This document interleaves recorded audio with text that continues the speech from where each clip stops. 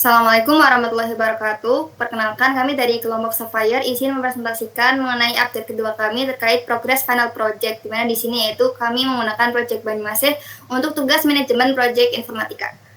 Sebelumnya perkenalkan, kami anggota tim kami, yaitu di mana di sini yaitu saya sendiri Farasani Maulida dengan NIM 95.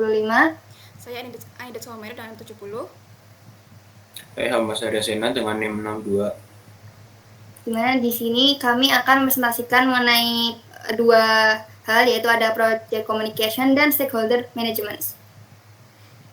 Oke, yang pertama itu adalah project communication, yaitu pengetahuan yang menggunakan proses untuk menjamin ketepatan waktu dan kesesuaian zaman, pengumpulan, pendistribusian, penyimpanan, perolehan kembali, dan disposisi terakhir dari informasi proyek. Project communication ini memiliki 3 bagian utama, yaitu plan communication management, manage communication, dan juga control communication. Next. Plan communication management ini menentukan bagaimana komunikasi akan dilakukan oleh siapa kepada siapa dan juga media apa yang digunakan agar informasi dalam proyek mengalir dengan jelas dan juga efisien. Kemudian berikut adalah caranya, yaitu komunikasi direncanakan secara sistematis dengan struktur tim yang sudah jelas. Kemudian metode agile digunakan sehingga komunikasi berlangsung secara iteratif melalui sprint planning, sprint review, dan juga daily stand-up meeting.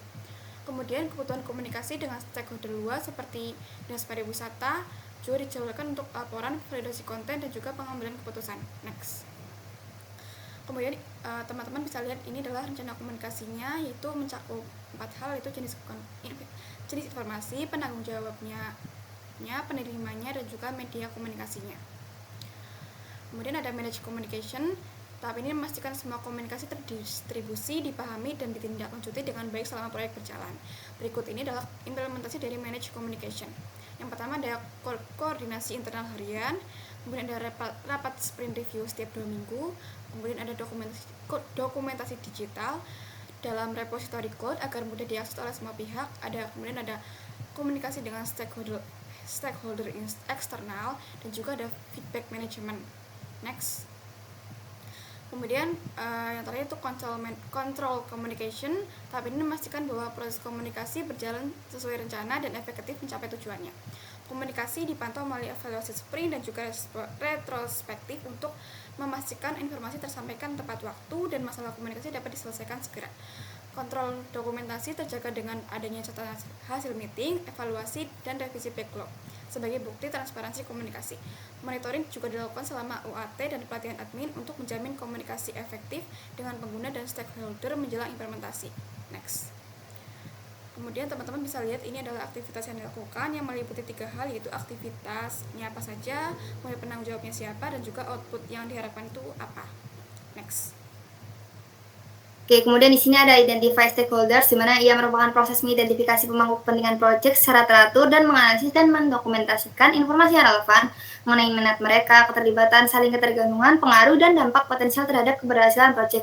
Di mana tujuan dan fokusnya yaitu yang pertama untuk mengevaluasi stakeholder, pemetaan pengaruh dan kepentingan, identifikasi kebutuhan, dan penyesuaian strategi awal. Kemudian di sini ada implementasi dari identify stakeholders, di mana di sini yang pertama itu untuk pada pemetaan dan analisis pemangku kepentingan, di mana di sini tim mengidentifikasi pihak-pihak yang berpengaruh dan berkepentingan terhadap proyek pengembangan website, dan analisis dilakukan dengan metode Power Interest Grid untuk menentukan strategi komunikasi yang sesuai. Di mana di sini ada tabel, bisa teman-teman lihat, ada memiliki 5 poin, yaitu terkait siapa stakeholder, kemudian peran atau hubungan dengan proyek, pengaruh, kepentingan, dan strategi keterlibatan.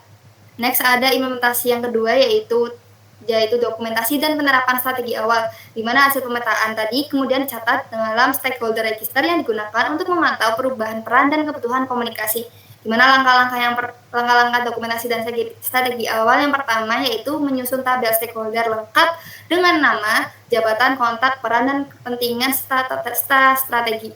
Kemudian yang kedua, menetapkan PIC atau Person in Charge untuk komunikasi dengan masing-masing kelompok stakeholder dan menentukan media komunikasi utama, bisa seperti WA atau email resmi, Google Drive untuk laporan.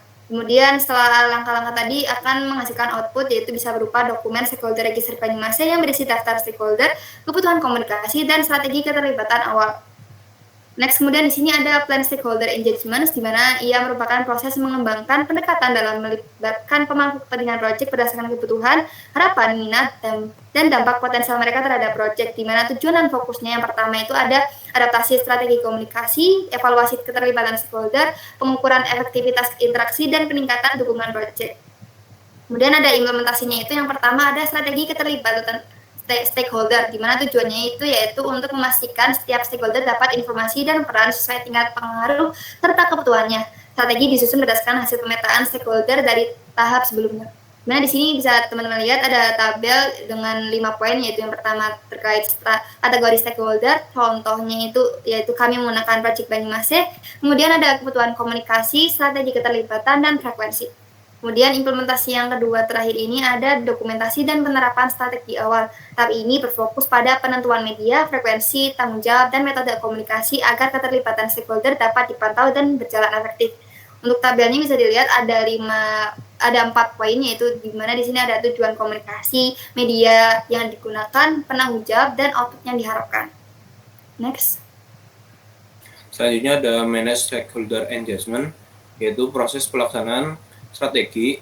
Fokus utamanya adalah pada tindakan untuk berinteraksi dan mengelola hubungan dengan pemangku kepentingan sesuai dengan rencana yang sudah dibuat. Tujuan dan fokusnya yaitu pada aksi, resolusi masalah, dan mempertahankan komitmen. Next. Selanjutnya ada implementasi yang pertama yaitu strategi komunikasi dan keterlibatan yang dijalankan. Yang pertama ada sponsor, itu dipresentasikan melalui laporan kepatuhan dan proyeksi pendapatan 1 halaman setiap bulan. Kemudian yang kedua ada tim teknis, yaitu komunikasi intensif antara tim front end dan back end melalui GitHub. Yang ketiga ada pengelola destinasi, yaitu mengadakan sesi sosialisasi operasional tatap muka di setiap destinasi kunci untuk mendemonstrasikan sistem. Next. Selanjutnya ada pengelolaan masalah kunci. Ada sebuah tabel, yaitu ada 4 poin. Yang pertama ada isu kunci, stakeholder terlibat, dampak potensial, dan tindakan manage yang dilakukan. Next. Selanjutnya ada monitor stakeholder engagement, yaitu proses pengawasan dan pengendalian. Fokus utamanya adalah pada evaluasi apakah strategi yang telah dilaksanakan berjalan efektif dan apakah tingkat keterlibatan stakeholder masih sesuai dengan yang diharapkan. Tujuan dan fokusnya itu evaluasi, adaptasi, dan pengukuran. Next. Selanjutnya ada implementasi, yaitu evaluasi keterlibatan. Bisa dilihat pada tabel, itu ada 5 poin. Yang pertama stakeholder, tingkat yang diinginkan, tingkat aktual di bulan kedua, kesenjangan, dan alasan kesenjangan. Itu saja yang dapat kami presentasikan. Terima kasih atas perhatiannya. Jika ingin bertanya, ada di kolom komentar.